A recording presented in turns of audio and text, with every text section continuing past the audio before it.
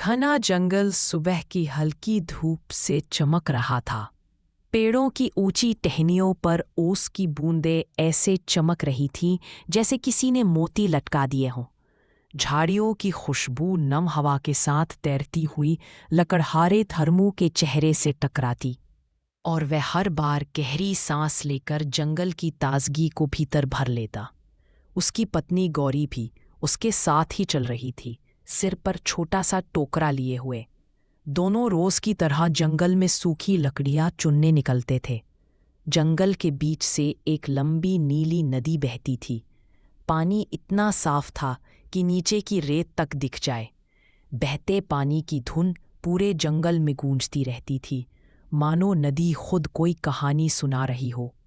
नदी के ऊपर एक पुराना लकड़ी का पुल बना था, जिसकी तख्तियां समय के साथ काली पड़ चुकी थीं, और हर कदम पर वह चरमराता था, जैसे थक कर सांस ले रहा हो। गौरी की आंखों में आंसू आ गए। धर्मू, आज तो मैं गिर ही जाती। धर्मू ने उसे सीने से लगा लिया।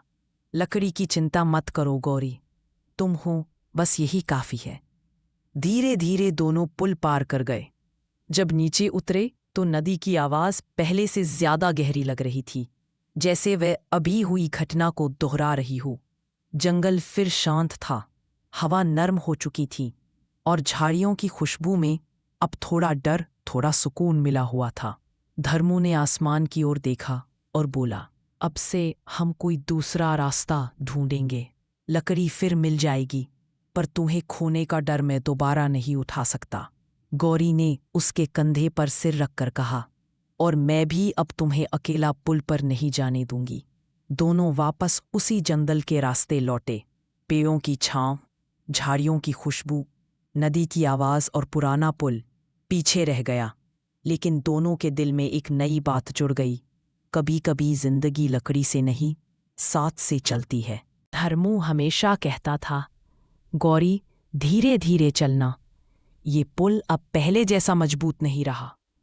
गौरी हल्के से मुस्कुराती, तुमको पता है फिर रोज इसी पुल से क्यों लाते हो मुझे?